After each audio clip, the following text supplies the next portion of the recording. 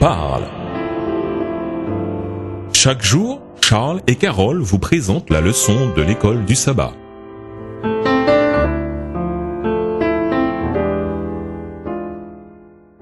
Bonjour chers auditeurs, Bonjour à tous. nous voilà au mardi 7 janvier, analogie agricole. Lisons Matthieu 13 et versets 1 à 30. Qu'enseignait Jésus sur le rôle de disciple? Quelle leçon le chrétien d'aujourd'hui peut-il tirer de ces métaphores? Matthieu 13, les versets 1 à 30. Ce même jour, Jésus sortit de la maison et s'assit au bord de la mer. Une grande foule s'étant assemblée auprès de lui, il monta dans une barque et il s'assit. Toute la foule se tenait sur le rivage. Il leur parla en parabole sur beaucoup de choses et il dit: Un semeur sortit pour semer. Comme il semait, une partie de la semence tomba le long du chemin. Les oiseaux vinrent et la mangèrent. Une autre partie tomba dans les endroits pierreux où elle n'avait pas beaucoup de terre. Elle leva aussitôt parce qu'elle ne trouva pas un sol profond. Mais quand le soleil parut, elle fut brûlée et sécha, faute de racines. Une autre partie tomba parmi les épines. Les épines montèrent et l'étouffèrent. Une autre partie tomba dans la bonne terre. Elle donna du fruit, un grain 100, un autre 60, un autre 30. Que celui qui a des oreilles pour entendre, entende. Les disciples s'approchèrent et lui dirent: Pourquoi leur parles-tu en parabole? Verset 11. Jésus leur répondit: Parce qu'il vous a été donné de connaître les mystères du royaume des cieux et que cela ne leur a pas été donné. Car on donnera à celui qui a et il sera dans l'abondance. Mais à celui qui n'a pas, on ôtera même ce qu'il a. C'est pourquoi je leur parle en parabole, parce qu'en voyant, ils ne voient point, et qu'en entendant, ils n'entendent ni ne comprennent. Et pour eux s'accomplit cette prophétie d'Ésaïe. Vous entendrez de vos oreilles, et vous ne comprendrez point. Vous regarderez de vos yeux, et vous ne verrez point. Car le cœur de ce peuple est devenu insensible. Ils ont endurci leurs oreilles, et ils ont fermé leurs yeux, de peur qu'ils ne voient de leurs yeux, qu'ils n'entendent de leurs oreilles, qu'ils ne comprennent de leur cœur, qu'ils ne se convertissent, et que je ne les guérisse. Verset 16. Mais heureux sont vos yeux parce qu'ils voient et vos oreilles parce qu'elles entendent. Je vous le dis en vérité, beaucoup de prophètes et de justes ont désiré voir ce que vous voyez et ne l'ont pas vu, entendre ce que vous entendez et ne l'ont pas entendu. Vous donc, écoutez ce que signifie la parabole du semeur. Lorsqu'un homme écoute la parole du royaume et ne la comprend pas, le malin vient et enlève ce qui a été semé dans son cœur. Cet homme est celui qui a reçu la semence le long du chemin. Celui qui a reçu la semence dans les endroits pierreux, c'est celui qui entend la parole et la reçoit aussitôt avec joie. Verset 21. Mais il n'a pas de racine en lui-même, il manque de persistance. Et dès que survient une tribulation ou une persécution à cause de la parole, il y trouve une occasion de chute. Celui qui a reçu la semence parmi les épines, c'est celui qui entend la parole, mais en qui les soucis du siècle et la séduction des richesses étouffent cette parole et la rendent infructueuse. Celui qui a reçu la semence dans la bonne terre, c'est celui qui entend la parole et la comprend. Il porte du fruit, et un grain en donne 100, un autre 60, un autre 30. Il leur proposa une autre parabole, et il dit: Le royaume des cieux est semblable à un homme qui a semé une bonne semence dans son champ. Mais pendant que les gens dormaient, son ennemi vint, sema de l'ivraie parmi le blé, et s'en alla. Lorsque l'herbe eut poussé et donné du fruit, l'ivraie parut aussi. Les serviteurs du maître de la maison vinrent lui dire: Seigneur, n'as-tu pas semé une bonne semence dans ton champ? D'où vient donc qu'il y a de l'ivraie? Il leur répondit: C'est un ennemi qui a fait cela. Et les serviteurs lui dirent: Veux-tu que nous allions l'arracher? Non, dit-il, de peur qu'en arrachant l'ivraie, vous ne déraciniez en même temps le blé. Laissez croître ensemble l'un et l'autre jusqu'à la moisson. Et à l'époque de la moisson, je dirai au moissonneur: Arrachez d'abord l'ivraie et liez-la en gerbe pour la brûler, mais amassez le blé dans mon grenier.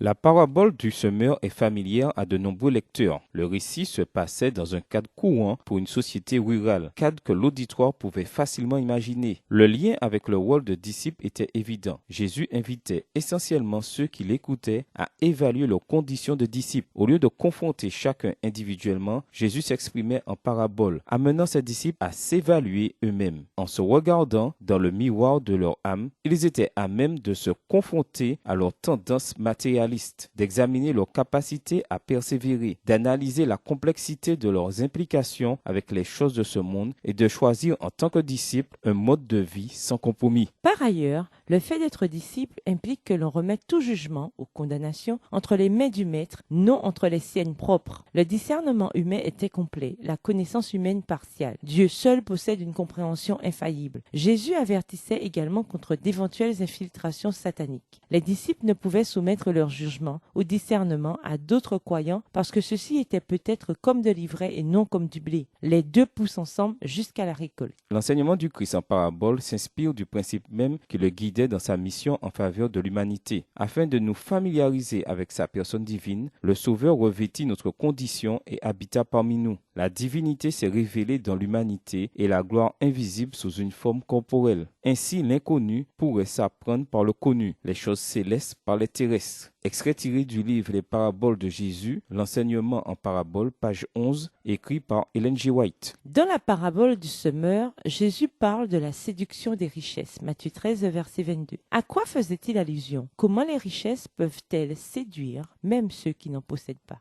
Et nous vous laissons avec cette question de réflexion. Comment vous assurer que vous n'empêchez pas la proclamation de la parole de Dieu? Au revoir et à demain si Dieu veut. À demain si Dieu veut, chers auditeurs. Dieu nous parle.